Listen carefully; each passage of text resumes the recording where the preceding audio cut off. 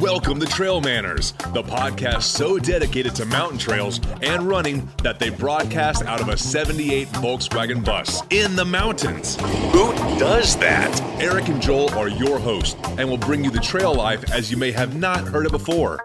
You hear about everything from gear reviews, nutrition to keep you upright and moving forward, and they'll even bring guests into the bus for conversations that you won't hear anywhere else. It's time for some running adventures on a higher elevation. The old 78 Volkswagen bus is fired up and headed to the mountains. Here are your hosts for TrailManners, proudly representing the 801 with their passion and love for the trails, Eric Manning and Joel Hatch. Welcome to the TrailManners Podcast, episode 110. Today we're going to be talking with Trevor Fuchs, who just is fresh off his Hurt 100 races. So if it's your first time listening, then thanks for coming. The TrailManners Podcast is produced every week for your enjoyment, and show notes are found at trailmanners.com. Come back often, and please feel free to add the podcast to your favorite RSS feed or iTunes. You can also follow us on Twitter, Instagram, and Facebook at TrailManners. All links are in the show notes. Now let's get after it. This episode of the TrailManners Podcast is sponsored by Health IQ. Health IQ uses science and data to secure lower rates on life insurance for health-conscious people, including runners, cyclists, strength trainers, vegans, and even podcasters. That's right, Health IQ rewards us for our lifestyle choices. To see if you qualify, get your free quote today at healthiq.com/TrailManners or mention the promo code TrailManners when you talk to a Health IQ agent. Now let's get to the show. All right, welcome to episode 110 of the TrailManners Podcast. 22nd Street Trailhead, Ogden, Utah. I've got a blanket on because I dressed improperly for the colder weather. Look like an old man over there. I appreciate that. But I did cut my hair and shaved, so, or trim my beard. Looking even svelter. I have dropped some LBs, and I feel pretty good. Got a good workout in this morning. Maybe go for a run after the show, but we got a returning guest. Three-time champ. 3 times. So we've got 3 of those now. Yeah, yes. Turtle, Luke, and Mr. Trevor Fuchs. Yeah. So we got Trevor with us. He's been on the show, episode 54 and episode 96. Both of those were fresh after his Wasatch 100 victories. Right. In fact, we just had the lottery yesterday. Yeah. And so we'll get into that later into the show because there's some heat coming this year. Mm-hmm. Yeah. So anyway, we got Trevor on the show. We were supposed to record this earlier, but I had some issues and we had to reschedule, so I apologize about that. But he's fresh off Hurt 100. Yes. Yeah. In Hawaii, right? Is that what the locals call it? I think so. I'm pretty local. Yeah. You're pretty I'm pretty local. Yeah. You got a sticker on the back of the bus that says that? I eat pokey. Yeah, okay. There you go. There you go. Okay. And pineapples. Pineapples. Yeah, you got it. And coconuts. And do they have coconut trees there? Oh, definitely. Yeah. That's what that was a huge part of the race. Yeah. Was it? Oh, yeah. We'll get into that. Okay. Yeah. See, I'm totally into it. Trevor was kind enough to bring us a hula girl, solar powered. Yeah. To put in the bus. She's getting her sexy on right now. She's moving. Right? It's kind of like she's game on too. We'll have to get with her later in the show, talk to her a little bit, see about her travels. Yeah. But Trevor, let's. So many questions about the Hurt because we've never had anybody on that's done the race. Nope. It's always intrigued me on so many levels. And you obviously come from, even though this winter's been mild, it's still colder. Right. You know, you can't prepare for, there's no coconut trees on our trail or anything like that. But you finished 5th in 24:32.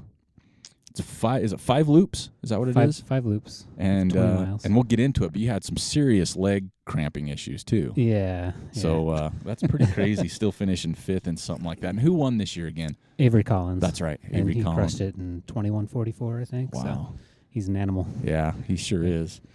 But let's get into it. I mean, there's so much. God, I can't wait to talk. I've been waiting for this show, man. So many things to talk about. But what was the first... why did you decide to go do Hurt? What was kind of there that made you get over there? Because that's kind of a... That's a commitment. Yeah, for sure. I guess the biggest reason was I've just heard that it's one of the toughest races in the world, and that sort of thing excites me. So, yeah, I guess that was the biggest reason, and I've been following along a couple years with the lottery and never putting my name in, and this year I saw that the lottery drew on my birthday, so I was like, well, it's a sign, so this is the year I'm going to do it. Put my name in, and sure enough, got drawn out, so then had to panic and figure out how I was going to afford to get there.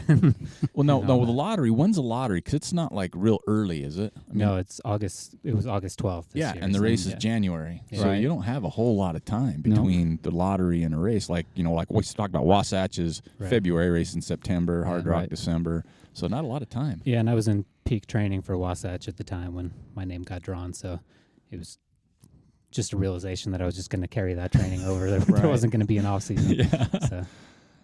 And so your wife was totally on board with this? Probably not 100%, but once she realized that, we were lucky enough to find people that were going to help get us over there, and her as well, she was definitely more on board at that point. At first, it was kind of like, we just got back from our honeymoon, and that was a lot of money. So, but yeah, it all worked out, and so she was pretty stoked. And so the race, how many days before and then how many days after did you say? Because you kind of made a little, because we were sending a message, you're like, I was sitting on the beach, just recovering after that. Mostly just dead on a beach. But we went out Thursday, and the race was on Saturday, so we didn't have a whole lot of time beforehand. In hindsight, I'd probably do the more days before the race as opposed to after.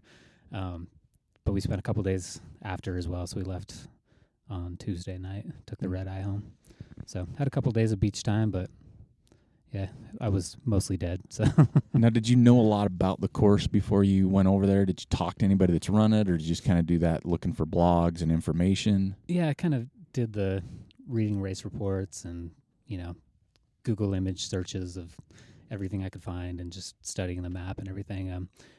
As far as talking to people, most everyone I talked to had advice that was somewhere in the range of, yeah, that's the only race I've ever DNF'd, or yeah, that race sucks. It's really hard, and it's really hot and humid. You're gonna die out there. And so that was pretty much what everyone said about.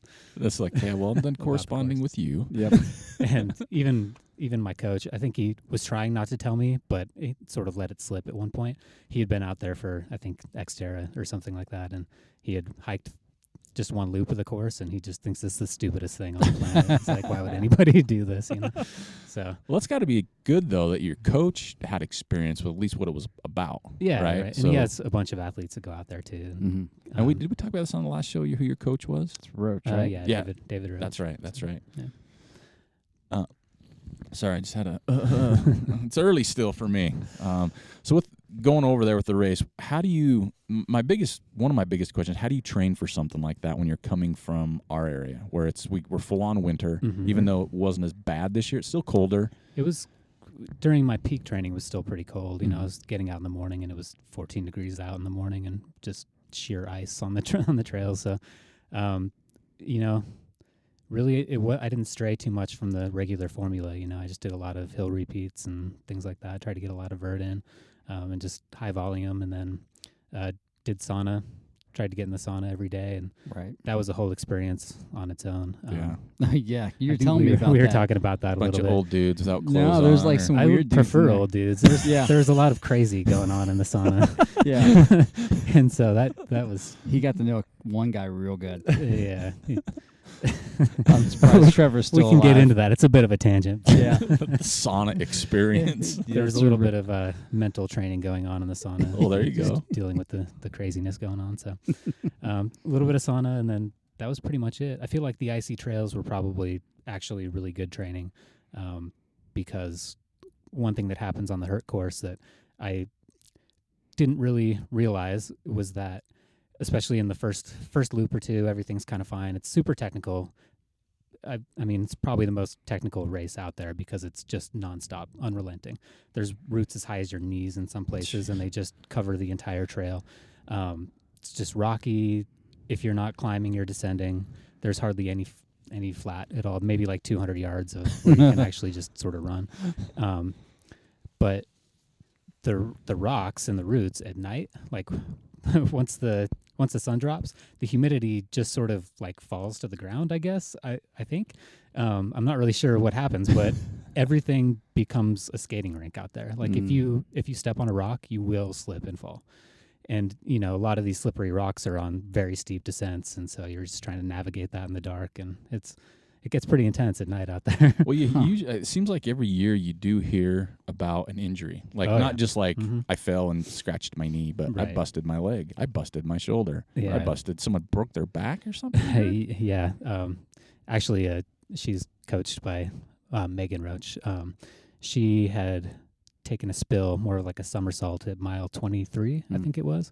And I had the pleasure of hanging out with her after the race. We went out and got some pizza, so we got to talk about it. And she ran to mile 60, and eventually the race director pulled her because her pacer was getting a little worried. You know, she was starting to slur her speech a little bit and had a lot of pain going on in her back, starting to get numb in the tongue and stuff. No. So, it turned out she actually broke her back, I believe, fractured her foot, and then she found out just recently, a couple weeks ago, that she broke her jaw too in the spill. So that was probably the worst one. And that girl, I would hope so. Oh man, she is just tough as nails. She would have finished it. Like, she would have kept going. So she was super impressive and inspiring for me. But yeah, I guess there was broken ankles and torn hamstrings, and Tempest, who was at every aid station seeing all the runners come in with the loop course, you know, she said she's never seen so much blood at a race.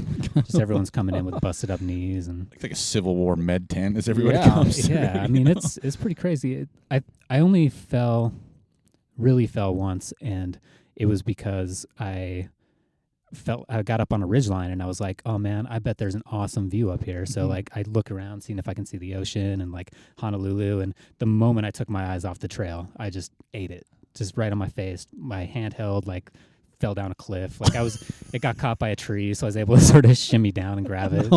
At this point, it was the only one I had with me. So, yeah, it's a pretty intense course. It's like you have to be totally focused every step. Which isn't a big deal. It keeps your brain occupied, you know, and it's just super fun.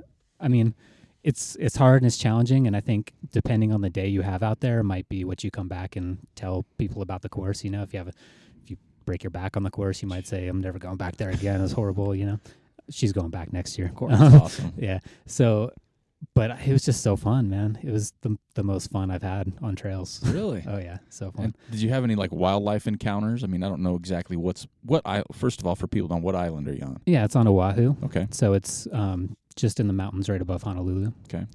No, I didn't really see any wildlife. I heard what I was told was wild pigs, but okay, because that's what I was going to say. I heard the wild pigs in Hawaii are nasty. Yeah, but we didn't see any. And I didn't hear of anybody else having encounters. I guess they try to keep away from people. Really, all I saw was there's chickens everywhere over there, just running loose. That was about all I saw. So just running with the chickens. Oh, and gnarly cockroaches come out at night, like the size of this microphone. Holy cow! That's a little snack, you know, just something to put your gel on and chuck it down. Put a little untapped syrup on there. That's right. Take it down. Now, to start of the race, I read your little report you put on Facebook, so I have some stuff from that, because you're a very good rider. Some of the stuff was very moving, but one of the things you talked about was Luis Escobar was there. Now, he won the initial year, correct? Right. Yep. So the first year of this race, he was a winner, and Luis Escobar is a legend on so many levels, running, photos. I mean, if you've read Born to Run, you know, all that stuff. But he gave a Tarahumara Blessing before the race. Yeah. That had to have been pretty cool. It was really cool, and just sincere and different. I wasn't really expecting anything like that, you know, because most races you show up and they count down and you go. And you've probably heard a little bit about the Ohana at Hertz. So it's very warm and welcoming when you show up. Like the moment I walked up to pick up my bag and check in, it was like everyone you talk to was like, are we best friends? Like, we're best friends now. This is great.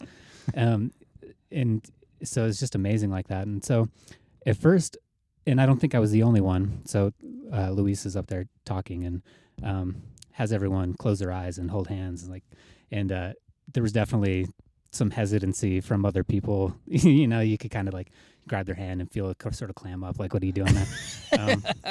But didn't I see you in the sauna? That's right. Yep. And I think normally I would be that way too, but I just wanted to embrace it, you know. Right. So, I didn't fly all the way to Hawaii to, like, you know, be the one stick in the mud, you know. So yeah, we all held hands and closed eyes and said a little blessing, and it was just it was really moving. I think I wrote what it was, but I don't think that I can say it off the top of my head right now. But it was just a great way to start the race. It really got your head in the game and just connected with nature. So. And when you see, I'm fluent in Hawaiian. So when he says ohana, that means family, right? So I'm just helping our listeners out there, right? Yeah. And that's what I've heard so much about this race is just that atmosphere that it's like the original Facebook, right? It's like you're my friend, you're my friend, you're my friend, right? Original Facebook, because you hear that a lot, and that's how that race is really embraced by everybody. The people there, the people that put it on, and how many entries did they take in? It's a pretty small field, isn't it? It's small, so it's a lottery, and they allow 125, I believe, or 120, and then they have 15 automatic entries that they use that are based on previous finishes and volunteer work and stuff. So that's awesome. So it's small, but the way the course is, it really has to be that way because it's loops and then there's out and backs. So you're seeing all these runners over and over and over.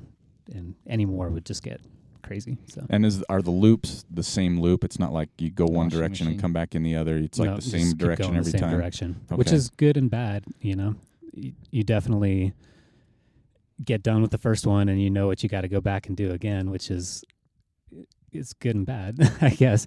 Bad because it's a tough course and it's brutal, and so lap 5 when you're leaving mile 80 and you'd been thinking about quitting for half the race. You're like, well. And then that's the other hard thing is that, you go around this loop and every 20 miles you're back at your car. With your family. You're in Hawaii, your family's there, there's a beach in Mai Tais waiting for you. So it's like, that kind of sucked. And I busted up my knee and beach is kind of tempting. But. And was there two? There's on the course. I've done a couple, and I don't like loop courses. It's for me mentally, I just struggle more. And I'm not saying I'd never do one again, but was there parts of the course that you were just like, oh man, I do not want to do that section again? And was there, and B, was there parts where like, man, I can't wait to get to that section again? Yeah, so I would say 95% of the course I absolutely loved and just couldn't wait to do again. There was one section that was going up to this waterfall that was very tourist heavy. And so during loop 2 and 3, there was just hordes of tourists, just a line of tourists going up there. And not only are you you're descending the first time, and then you have to go back up it. So you're just flying down, and there's just tourists everywhere. And then this is one of the sections that is just filled with slippery rocks. And so tourists are eating it all around you, and you're trying not to fall down. And that section for lap 2 and 3 was not my favorite. During the night, it was fine, other than it was super slick, but that's part of the challenge. Now, were the tourists aware there was a race? I mean, was it because I know, like, just if you're running, just training, and there's people, sometimes it's difficult to maneuver. Yeah. But did they know something was going on? Was it pretty cordial? It was all very cordial. No one, tried to. Everyone's in Hawaii, so we're just kind of like, hey, what's up, bro? But I think it was posted, but it wasn't like. Out there, so it might have just been a little sign up on a post somewhere. Were you getting high fives? No, but every runner was high-fiving. I mean, that's the cool thing about the course is you see everybody like all the time, so you're just constantly encouraging each other. So it's super cool that way.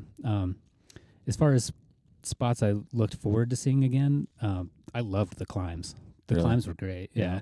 A lot of people dread the first one coming out of the start. It's called Hogsback, and you can Google image that sucker, and it's a pretty gnarly climb, man. It's it's like 1,500 feet in a mile or whatever, and then or mile and a half, something like that. But it's very rooted out, and there's no like solid line to pick to go up it. Like I think I picked a different line going up every single time, and every line you think is good, it's kind of like, oh, that looks sort of like a trail that dies off, and then you're like climbing up roots to get to another one, and but it is just fun. What's the vert per loop? Do you know off the top of your head? Yeah, it's just under 5,000 feet, so it's about 25,000 total for the race. Dang. So, and you wouldn't. I mean, I guess you could, but like you think Hawaii, and I know there's mountains and you're climbing, but that's just a lot. I mean, that's stout vert on gnarly stuff. It's definitely deceiving too, because you fly in and you take a look up at the mountains and you're like, oh man, I got this. It's no big deal. But then like you don't really realize that you're essentially just doing repeats. It's Right. basically like doing 15 repeats up Malins or something, up and down, and then add roots and slippery rocks and ice and Yeah, no. yeah, Tourists and chickens and tourists and chickens everything and cockroaches. else. Now, the big one I want to get to, and I just can't wait to ask this one because it's just in my head. I've talked to Joel about it many times. Mm-hmm. You were there during the race. Was the missile threat. Right. Like the thing that shows up and says, there's a ballistic missile headed towards Oahu. Take cover. Yep. And you heard about this, and I was reading your race report. You heard about this. Mile 13. Yeah, mile 13. Yeah, so pretty early in the race. And I just cannot imagine mentally for anybody there. I mean, volunteer, race director, spectator, runner, like what is actually going through your head, right? Because for me, I'd be like, nah, man, that stuff doesn't happen. That's like world-ending business. But then you're like, well, I don't know, man. It just came through the phone as like an Amber Alert type thing, This is real. So the day before the race, we went to Pearl Harbor, and so we were looking around there and just feeling this is super surreal, like how could anything like that ever happen here? And for some reason, something triggered in my head, like with the whole North Korea nonsense going on. I was like, man, if we got into something, they'd be trying to launch a missile here. It's the closest target. There's 5 military bases. So like that was in my head, just sort of subconsciously. But so yeah, the race starts and everything's going great. Just running with Avery Collins and Yassine Daboon, who's just an awesome person. That's all I hear about him.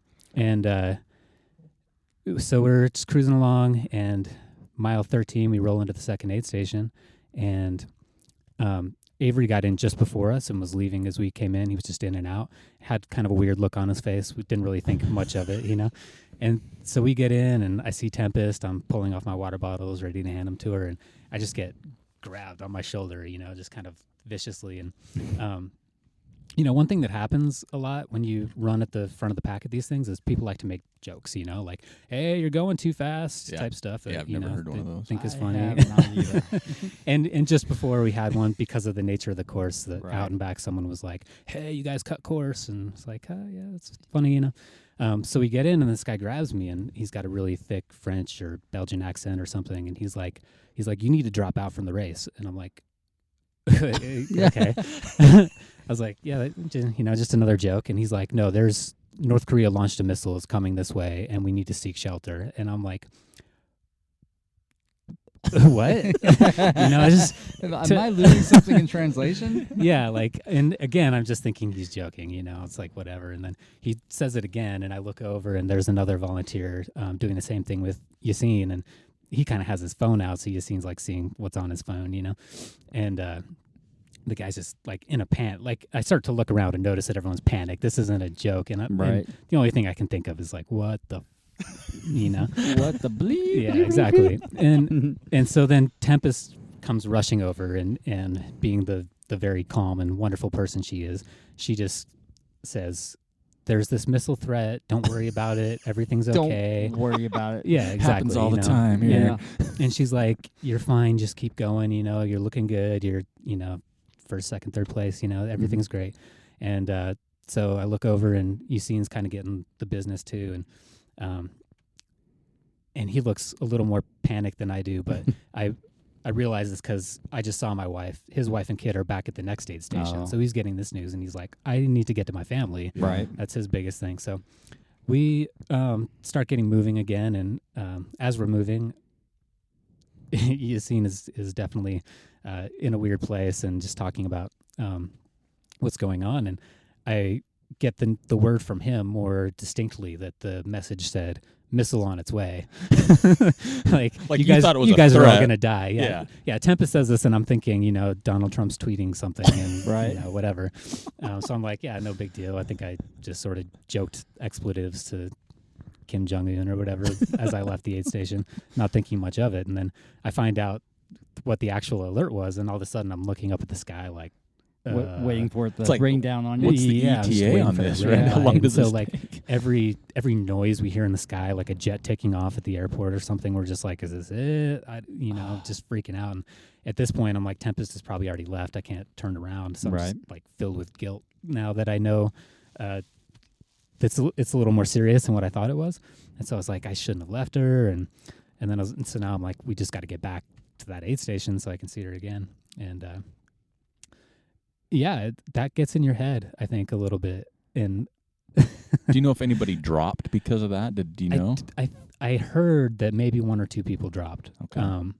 So at the front of the pack, I think we got it a little weird because we got into that aid station like minutes after they got this message on their phone. So still panic no one mode. knew what to do. You know, Right. everyone was just like, we're in the mountains. Maybe we're safe. I don't know. Like none of the volunteers had left, but you could tell they wanted to, you know. Right. So, but for the back of the pack, when they were getting into the first aid station and a few minutes, like they had a little more time to figure out what was going on. And there was, the first aid station is more of like an actual location. It's like by a restaurant or something. So they actually like shut the race down there for about a half an hour, I think, and wouldn't let runners go. I guess they were like seeking shelter in a gift shop there in the place. So they actually extended the cutoff time by a half an hour in the race.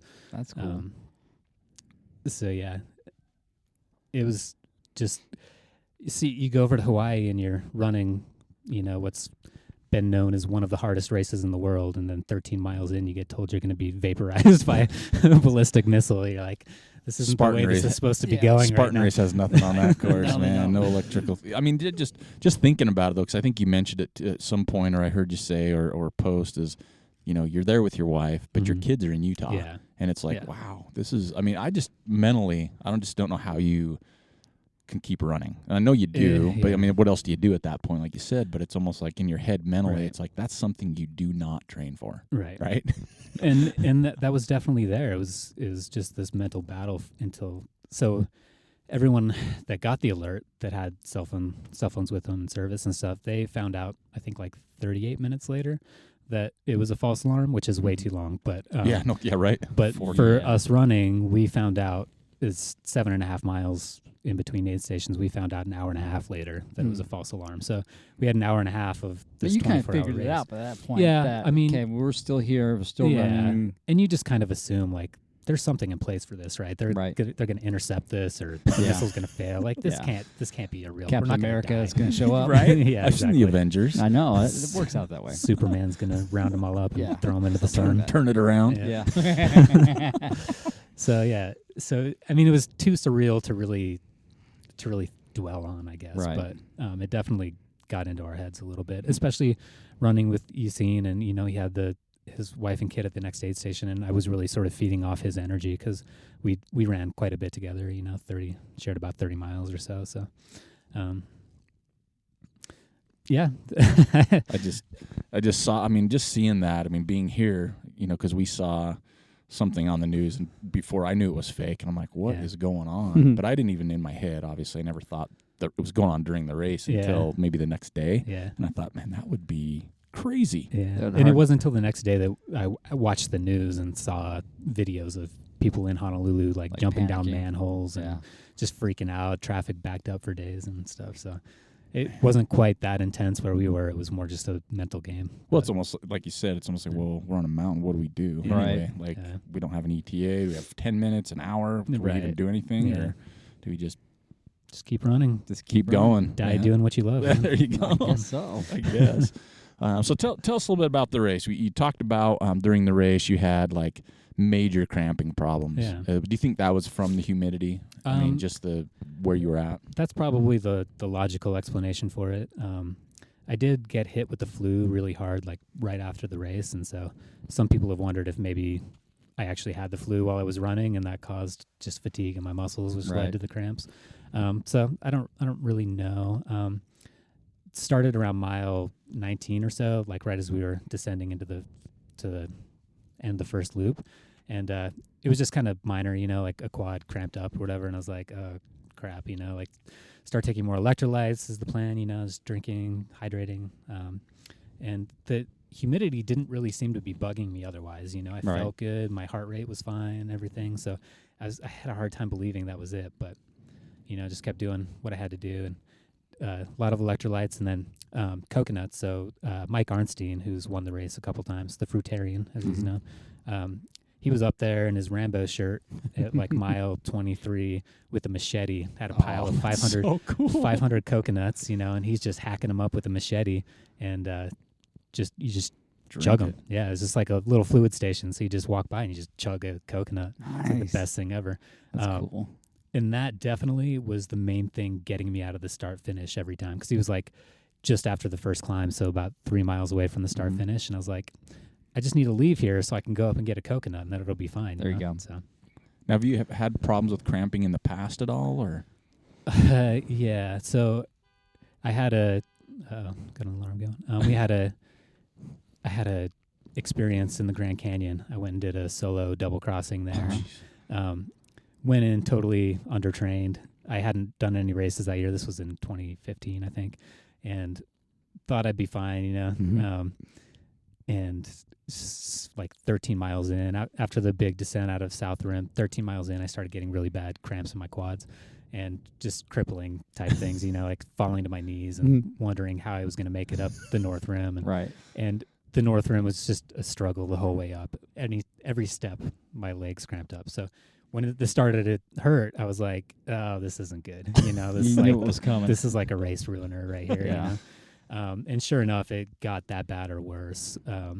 Somewhere around mile 30, I think it was, they got so bad that it was everywhere from my hip flexors to the arches of my feet, and everything in between would just completely seize up, like the worst Charlie horse of your life, and I would just fall down. And yeah, I was running with top 3 guys for first 30 miles and feeling great physically, and then this happened, and it just tore me up. And then just mentally, I don't think I was quite prepared for that to happen. And then with the missile thing, and I was just like, I don't know if I can do this. Mile 50, it started getting in my head really bad that I was going to drop from the race, and is just circling around the whole time. And, you know, I kept going, and it'd be fine. I'd stretch it out. I'd be able to hobble along for a mile or two, and then I'd get another major one. And it's pretty funny. One of the photographers was out there, and I actually have this picture for you guys if you want to use it. Oh, yeah. He didn't quite get it right on. Oh, that's but, right. But it was close. This is the one section that's runnable of the race, and he's up, and it's beautiful. It's all bamboo, you know, and he's up there taking shots. And so there's something that happens when you see a photographer that you like kind of get your A game on, you know, you get your smile on, get running a little faster. Wipe your mustache off. Yeah, exactly. Pull the shorts out of your crotch. That's right. Pulling that belly. So, you know, I'm doing that thing and getting all pretty for the camera. And as soon as I do that, I speed up a little bit, and my calf just completely cramps up on me, and I fall to my knee. And I was like 100% positive he got a shot of that. I think he got it right after, so he's got a picture of me just full grimace, you know, and just post expletives being shouted. And full on Popeye mode. So even that section of the course, it's so funny. That's the runnable section, and it's just this beautiful bamboo forest. But almost falling there, I realized that there's like broken bamboo all over the place that could easily impale you if you fall the wrong way, you know. So about mile 50, you started your doubt started kicking in a little bit, and I read something you put on Facebook at one point. I don't know exactly what mile you were at, maybe 60. Mile 60, you were looking maybe to drop, and you were talking to Tempest, your wife, and she was like, no, right. Negative. Yeah, exactly. So just before getting into that aid station, a little bit before Guillaume had passed me, and he was looking super strong, and he's a solid runner. But I was sort of keeping up with him, and then right before Masazumi passed me, and at this point I'm like, I'm getting past, like I'm not, this isn't, you know, you get into that thing, like you go to this race and part of you is like, I think I can win this thing, like I want to win it, you know, and then you're getting past and you have these leg cramps that are just killing you and horrendous pain, and I'm like, maybe I should just drop, man, and save it for another year, you know. So I get into mile 60 and I tell Tempest, I was like, I got to stop. I can't do this. You know, I can barely run. I definitely can't go downhill. And every 30 seconds I'm falling to my knees. I got to stop. And she just looks at me and she says, no, you're not stopping. Like, sit down, eat, drink, you know, take your time. It's not a big deal. And then we'll get you going again. And we sort of talked about it, and they do it. It's like an honorary finish of the 100K. If you make it to mile 67, they call it it's like their version of the fun run. Right. So I was like, all right, I can make it another 7 miles if I hike that in. It's whatever. Right. So I'll get to that point, and then, you know, call it a day. Go sit on the beach. And so I get to that point, and I say, all right, I can't do it. Cramps are still, you know, full on. I'm like, 67 miles on this course is pretty okay, you know. Let's go. And she's like, nope. no, we didn't come all the way to Hawaii for you to only run 67 miles. And so I was just like, oh yeah. And I wrote in my thing, like at first I was kind of upset about it. I was like, you don't understand. Like I really hurt right now. Yeah. And it's not going away. Nothing I do, no money, like no amount of electrolytes or however many coconuts I chug from Mr. Arnstein, like nothing is getting rid of these cramps. She's like, no, you're not dropping. Sit down. We'll take care of you. We'll change your socks, and then we'll get you going. Change your socks. That fixes my cramps every time. Well, I was having some foot issues too. Right. So the humidity just made my socks soaked in like 5 minutes, and so it was causing my insole to slip around in my shoe a little bit. So new socks were like it was like my birthday. The best thing that ever happened. So got some food and got going again, and then something happened at mile 73 or so that the cramps stopped. Mm-hmm. The legs were toast, quads were toast, but I was moving.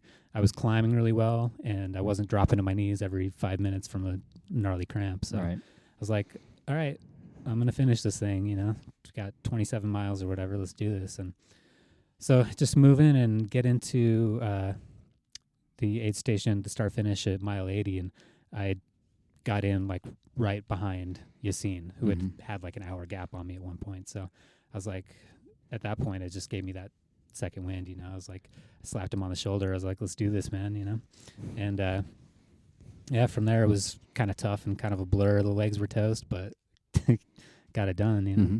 And one of the things you put is there was like signs on the course at some point. And one of the things, the sign was like, pain is temporary, quitting's forever. Right, You're thinking like, I just want to chuck it off a cliff. That's right. That's like go stomp on it. The best and worst thing to see on some of those climbs, because it's so obvious. And like, these are mantras you're trying to tell yourself anyways. That when you get so deep into wanting to quit and then you see these signs, it's just like, oh man. We won't say what I'm thinking. But, well, because I always see and that's one of my favorite things is seeing signs people make up, right? Whether it's even the marathon stuff, like worst parade ever, all these other things. I saw one yesterday I'd never seen before that someone posted, said, you'd be going faster if you were in a car. And I'd never seen that one. I started laughing. I'm like, that's kind of funny. That's true. Yeah, but I just love those signs. But when you said, I was like, I just want to chuck it off a cliff, and instead I just laughed and kept going. It's really all you can do. So it's like the worst climb of the race, and they just sort of litter the whole thing with all these motivational signs, like "Can't stop now, you're doing great." Almost there. My gosh, that's my favorite. Almost there. That'd make me so bitter. Yeah, going up there. Yeah, so there, pee on them. But yeah, it was great. And so how was the finish? I mean, you came into the finish and you talk about the Ohana there and just everything you struggled through just physically, plus the missile threat, plus just the training to get there. I mean, it's kind of that culminating moment. You know, you didn't win the race, like you said. You think you can win it, but I mean, absolutely killer time considering the problems you went through. I mean, what was that like, just crossing that finish line, seeing Tempest, seeing just everything? Yeah, it was super emotional. I mean, this was the first race I've had where you're expected to kiss a sign or kiss something, and I mean, I think I kissed that thing like I'd never see it again. Just come here, tongue down throat, and you ring a bell, and I just it's so hard to explain. It was such a spiritual experience for me, not being a very spiritual person 99% of the time. I got back to the hotel room afterwards, and I just got in the shower and I just curled up in a ball in there and started crying, just like uncontrollably. I don't know what it was. I don't think I'd ever pushed myself quite to that limit before of being 100% certain I was going to drop from a race and then battling it out for another 40, 50 miles, So, and then just with everything, with the missile crisis and worrying about my kids and everything is just so hard to put into words. That's got to be some really great stuff to have in your locker, in your head for anything else you do, whether it's the Wasatch 100, any other race. I mean, that's got to be something. It's like, okay, this is where I was at one point in a race and I still finished, right? So, I mean, that's definitely got to be some good ammo for whatever you've got coming up in the future, for sure. Definitely. I mean, I rang that bell and I immediately knew that I was a stronger runner at that point. Like, if I could make it through that, there's not a whole lot, that's going to stop me, so. There's this race in Tennessee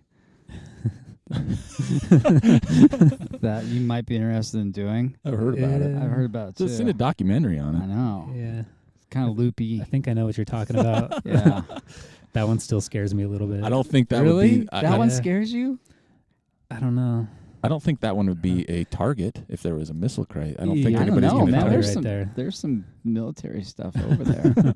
There's a prison there. Yeah. Old prison. I know. I don't know. That's somewhere in the back of my head, but it's not anything I've thought hard about. You're not seeking out those who know how to get in it. Not currently. Gotcha. Okay. No.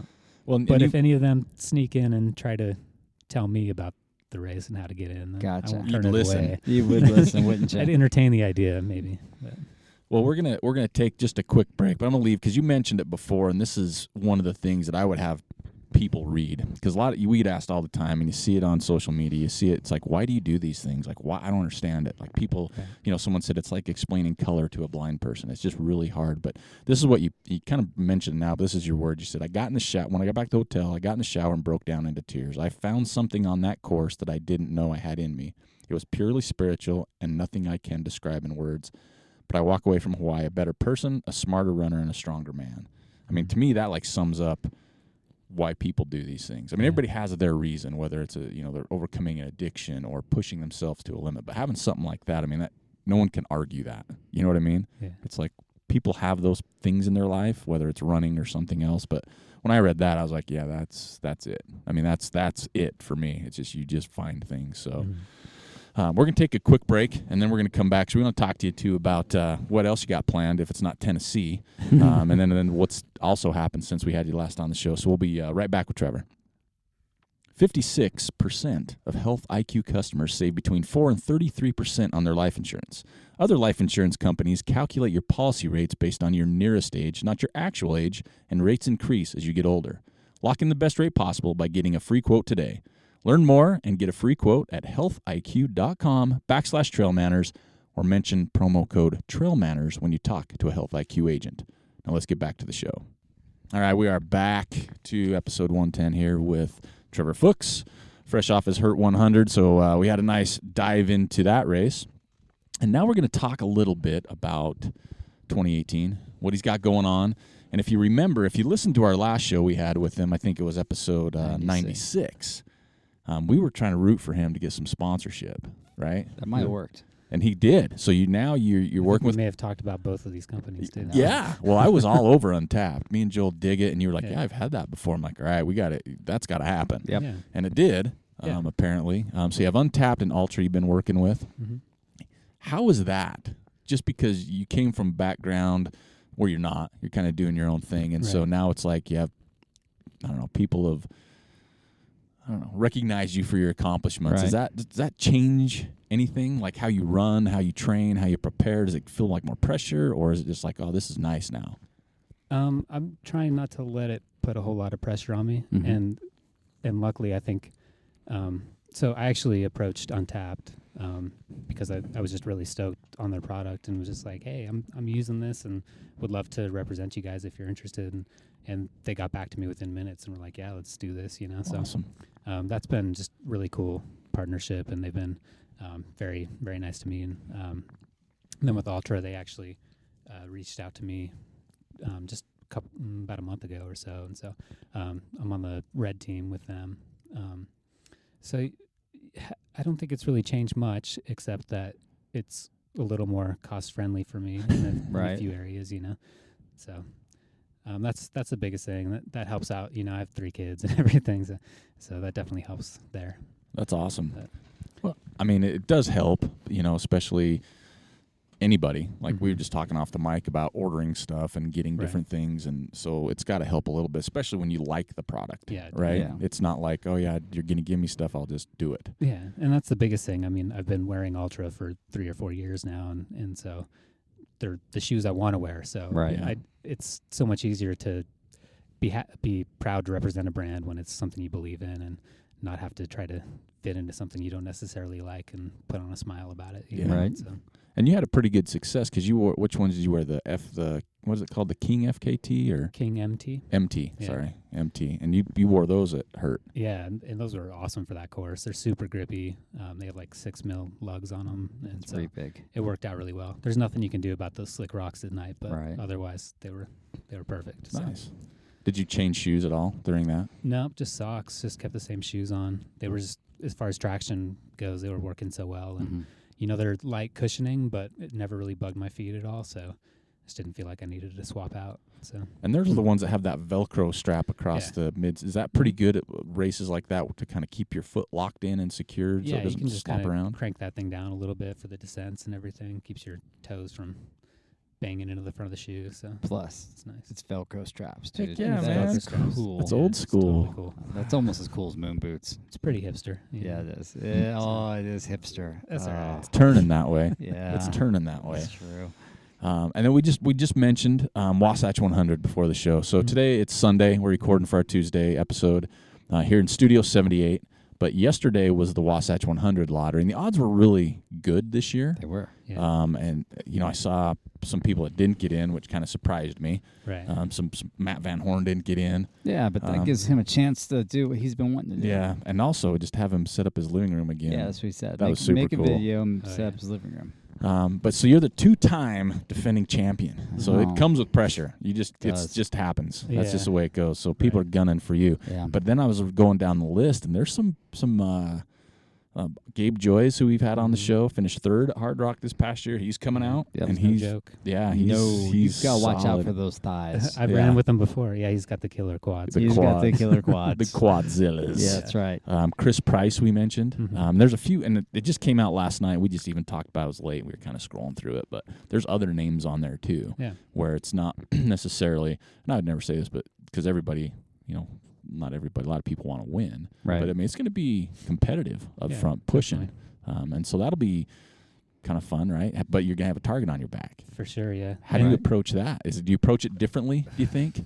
I don't know. I think it was there last year, but I tried my best not to go into the race with expectations at all, and that helped. But this time I want to win it, because it's I don't know. It's the turkey. It's the three-peat. you know? Yeah. So, and I didn't have necessarily that desire last year. So I think I'm going to have that internal pressure that I'm putting on myself there. And we'll see how I deal with that. It's just part of the fun, part of the challenge. So, but yeah, I'm really looking forward to running with Gabe, and then a couple guys, Nick, who was running up at the top last year, he's back, and then Jesse Rich, who came in second last year, will be back. That's sounds awesome. like so. And that's It'll what's be a cool. fun group of guys. Yeah, that's what's cool about our sport. Like you said, you're looking forward to running with it's a competition, Right. but it's a friendly competition for the most part. There might be a few people out there that it's not as friendly for, but for majority, it's like you're going to be rooting for Gabe. Have a good day because that'll help you. And I think that's what makes that sport so fun. I've never run up front, but I know one of the people I run with in my area of the race, it's the same way. It's the same up front, man. And like you usually know somewhere when people start breaking away who's going to have a good day and who isn't. And at that point, you've been talking for 40 miles, 50 miles, and you're buddies, So you just cheer them on. Well, Just do especially your like you thing, said, you run with most of these guys anyway. Yeah. And so you already have that going into it. Yeah. So that'll be pretty cool. Yeah, it'll be fun. Do you have what else is 2018 looking like now that you're doing that? What's kind of getting you ready for Wasatch? I imagine.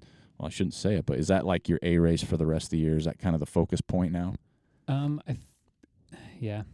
I have a hard time deeming anything an A race just because I can't pin a bib on without just going out and racing, So I'll be doing a pretty low-key 50K in Mendocino in April. And this one, I talked to him about this last week, and this sounds cool because you get to run You get to run through the redwoods. The redwoods. Oh, wow. And along the coast. Yeah.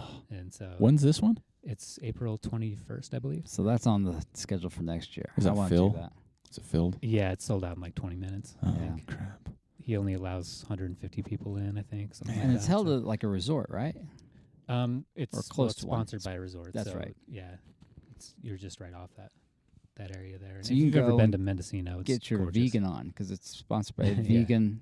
Yeah, so the resort that it's sponsored by is like a fully vegan health. So you can have a spa vegan place. retreat. So I'd be the chubbiest dude there. No. Yeah. No, I don't think everyone that runs it is vegan. I'd be like, he's a meat eater. He's a cheese curd eater. What's- yeah, so what's that was the kind name of of some this motivation there. It's Mendocino Coast 50K. Oh, well, that so. makes it easy to remember. It does, right? Yeah. Okay. So that one's in April. April. And then what else you got And going I'm on? planning on doing Quad Rock 50 in Okay. Fort Collins in May. That's early May. And then gonna try to toe the line at Speed Goat this year. Are you? Yeah, again, we'll see if I can actually make it there. I've always had something come up before that one, but I still have yet to do it, and it's just right there. So I really want to make it happen this year. And then Wasatch, and I got to go back to Hurt, man. I guess that's technically next year, but I got to go back. Man, he's got the bug. I have such a chip on my shoulder, and it was, like I said, it was like the most fun I've had on trails, man, and the people are great. Unreal. So I got to go back. Man, that is cool. We'll see. It's a lottery, so Yeah. you Now, never know. I mean, we'll kind of regress back into that, but what's the chances of that lottery? Is it pretty, I mean, like a Hard Rock, it's not Hard Rock Western-ish, is it more like Wasatch where your odds are 50 to 60%, or? That's probably in between. Okay. I don't really remember from last year. I wasn't expecting to get in. I remember that. I think it was like 25% chance or something. Okay. But they do it weighted, sort of. So Okay. if you do a lot of volunteer work, or if the other thing is like athletic achievements and stuff, they give you what they call kukui nuts, which just gives you like more chances in the lottery. So it's like athletic achievements, like if you can dunk a basketball, if you can, You That'd know, be cool. right? If you can throw an 80-mile-an-hour funny fastball. is when you read athletic achievements, you're like, okay, yeah, so I've won Wasatch and blah blah blah. But when they were kind of joking about it in the post-race banquet, and a lot of people put stuff like that in there, like, you know, I can eat a whole pizza in 20 seconds or so, you know, like as an athletic achievement. And like they actually like take that stuff and they'll give you extra shots in the lottery. You're a 3-time TrailManners podcast guest. That's got to count There for you go. something, Good point. right? Mm-hmm. Yeah, That's so- pretty cool that they do that, though. So if you're a winner, do you get automatic? Do you get extra nuts or what? I think it's nuts. top 3 male and female. Or automatic for the if next they year, want to. just for the next year. Okay, gotcha. That's pretty cool. Yeah. So let's go back now. So you got the Mendocino, Mm-hmm. and then Quad Rock's like what, the 16th or something? 12th of May. 12th of May? Yeah, so it's only 3 weeks apart from that 50K. So. Okay. Because there's a big race on the 5th of May. It's like huge prize money. Oh, yeah. You know, Yeah, so the week before. yeah, it's huge prize money. It's a good taper race. Definitely kicking that one around. Yeah, Like I said, I might go too hard, though. That's true. So you're doing the 50K at Quad Rock? 50 mile. 50 mile, that's 50 right. mile. And that's one put on by Nick Clark and those guys who Yeah. started. And that's a stout course, That's a too. hard Yeah, course. yeah. I think it's like 11,000 feet of vert or something, so Mhm. it's no joke. Nice. Should be fun. Yeah. I can't hurt again, though. That's crazy. I know. I mean, Because you hear him talking about it, and you're like, oh, he'll never go back. And then he flips it, and he's like, I'm excited to go well, back. when he says it's a favorite race he's ever done or funnest time, I could see Yeah. wanting to go back. It's like the funnest thing you've done on trail. But I Right. mean, in the back of your mind, there's got to be some. That's hard. Yeah. I want to get some redemption. Well, and it's funny. I've heard other people talk about it that have gone back 4 or 5 times, and they're like, it's kind of the same old story. You know, they tell themselves they're never going back, and then 3 weeks. Well, I guess the registration's like 6 months later, so 6 months is enough time to totally forget what happened there. Uh-huh. And so they put in again, and they get in, and they get through half of the first lap. And this is one thing that I've heard Candace Burt say about it is she gets halfway up Hogsback, and she's like, "Oh yeah, It's coming back to me. Yes. It's coming back to me. I sort of forgot how much this race is going to kick me in the rear." So, but I don't have any. I didn't have any doubt. I crossed the finish line, and I was like, "We're coming back next year in Tempest, Right. just so you know, like this is happening."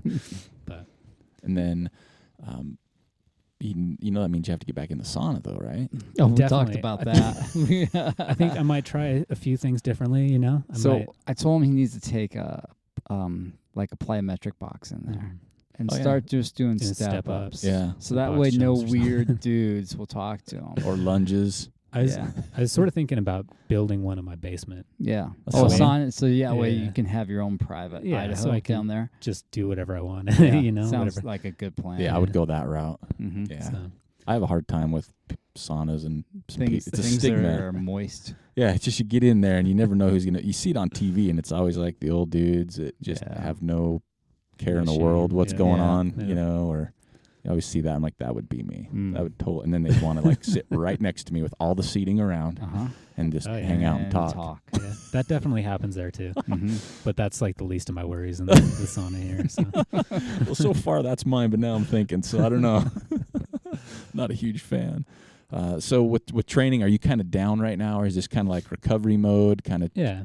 just kind of relaxing, getting your body back because you're not till April. Mhm. And that race at Mendocino is that what's that course like? It's relatively flat compared to what I'm used to. I think there's 2,700 feet of climbing or something. Oh, wow. So, That's a lot of running. so yeah, it'll be a different story. I might have to get out on the road and work on my leg speed a little bit before the Probably. race. So, Yeah. but yeah, right now I'm just kind of taking it easy, spending time with the family and Right. running a little bit, but not a lot, eating a lot, running a little. So That's good. I like Yeah. that plan. It's a good recovery. I mean, we've had guests on the show, some that don't recover as well, and some that go on a full-on hibernation mode. And yeah, because you figure you've already got your base for years, you know, if you keep it Mhm. up, so that Mhm. time off isn't going to hurt you too bad. yeah, It'll be more time to work on the sauna. yeah. Are you going to do memberships for your sauna? Is it going to be like a 2-seater? Ooh.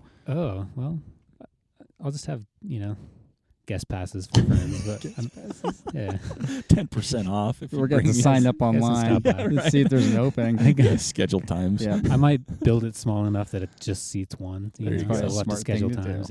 Yeah, it's like, So- sorry, it's yeah. booked. I'm in there. Sorry, you can't go over. Sorry. Anybody who comes over can, no questions asked, just close the door, do what you want. But So sometimes people don't like to go into it, but I'm guessing, like, do you have a plan in mind for Wasatch? I mean, I know you want to win it, but is there like, and obviously we don't put people on the spot, is there a time in your head that you think that's attainable and that's where I need to be this year? Yeah, I think you are putting me on the spot, but I mean, you don't have to say the time, but Oh, I mean, no, is that no. kind of how you're training for? Is like, are you going to be training for, hey, I want to go under this Yeah, time? 'cause or- you know Yeah. what you can do on the course. Yeah. And this might be the last year for the cow patty course, too. Yeah. I hope so. Yeah. That's not my favorite section of the course. But Nobody likes that yeah. section. I haven't thought about times too much yet.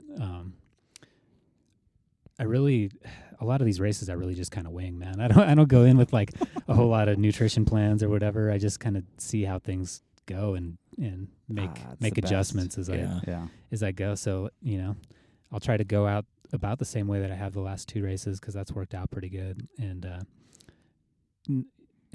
just go from there, man. I don't know. I'm excited to run with Gabe. I know he'll Yeah. be up front a little bit, and Chris probably will be too. So will Nick and Jesse. So, we'll just get a pack going and see what happens. So you Holds on run- the longest. You run by feel, right? Then how Yeah. you feel. So Yeah. let me ask you this question, because this happens a lot when you talk to people. People say, I don't want to push too hard because I want to save myself for the later on. Right. And you hear people go, no, man, you got to go how you feel because you don't know later on if you're going to have anything anyway. Yeah. Right. So what's your in a race? Is your mindset just you just run how you feel? Is that kind of what you do? Yeah, definitely. Like, I don't think I've had a 100-mile race yet where I've reached the last 5 or 6 miles and just thought, oh man, I'm going to sprint this thing out. I saved so much in the tank Yes. for mile 10. I haven't had that experience, and it's usually just that sufferfest through the end, So, it's hard for me to say. I'll go out at a comfortable pace, not too fast, and definitely not too slow. I want to get out ahead, especially going up that big climb, Yeah. and then just take it easy and try not to, I have my little things. There's definitely sections of the course that I like to play conservative, especially in the heat. Mhm. And I try not to stress too much if people are catching up or passing me in those spots, and I'll do that again. But yeah, it's totally by feel. So as I go, I do what I think is going to get me to the finish line in the fastest amount of time. So. Right. See, that's kind of, I mean, I'm never anywhere near the front, but when I first started doing the longer races, people would say, don't go out too hard. You want to save yourself for the finish. And Yeah. I hadn't run a 50 miles. So I'm like, oh, that makes sense. Yeah. Until I did it. And I'm like, man, I feel like I saved myself and I got nothing left at Right. mile 35. Right. I'm like, I got no juice. Yeah. 45, no juice. So then Yeah. I started going, I'm just going to run how I feel. And that just always worked out better. I think it's a balancing act, and I think it depends on some courses too. Like, Yeah. you get into Western States or something, it might be a different story because you have, 30 miles of downhill or whatever to Right. finish the race. So if you save your quads and are conservative there, you can probably put in a good effort towards the end. But, Wasatch is so up and down and everything. But it's definitely a balancing act because I don't want to go out too hard. I want to save a little bit, but I also don't want to just be soft and end up. Well, you don't want to 50 blow people up. back, I mean, I think there's a difference between going out Yeah, too hard yeah. and blowing up and Yeah. just kind of like, hey, I feel good. I'm going to go a little bit. Because at the end of the day, everybody knows how they run. Right. You know when you're red line too long or too hard. Mm-hmm. And if you know your strengths and weaknesses, obviously that plays into it as well. But I think, just personally wise, I think that saving yourself for the, I'm going to have more energy later if I take these 3 gels and walk. Yeah. I don't buy that Yeah. stuff. And I think the more hundreds you do, the more you you kind of figure out what works for you and Right. what pace you can go. So it's all about experience, you know. Yeah. So Well, I'm excited to see Wasatch this year. Just, I mean, They'll it's be good up front. yeah, it will be really competitive, but Mhm. a good, good competitive. See who Yeah. can play the game, I guess, Right. the right way. Yeah. Sometimes, Mhm. it's like I'll see if they'll chase me. But leading up to it, I think you got some good races to get you there. Plus, you're still going to stick with your coach. So yeah, that's definitely. got how many years now? Is that a couple of years at least? We're going into our second year. Okay, together, so got a lot of familiarity with it and Mhm. everything. Yeah, and definitely. it's definitely working for you, man. Mm-hmm. Thanks. I mean, 3 times got a matching jacket with the vet. Well, so do you actually, Joel. You guys got some green on today. Yeah. I like it. Getting I like ready it. for March. March is coming up soon, right? Yeah, it's March green. Oh, St. Patrick's Day. Yeah. Yeah, missed it. Missed that one That's right okay. over my head. It's still early in the afternoon. But yeah, thanks, man, for coming on the show Absolutely. for a third time. Sorry about the mishap last week. Thanks for the worries. hula girl. Yeah. That looks good. And She's rocking. She's got a green. What are those? It's not a skirt. What do you call those things? hula I call skirt? it Hula skirt. I Right? call it a skirt. And then a bikini top, Mm-hmm. yellow lei, yellow flower in her hair. She Mhm. fits right in.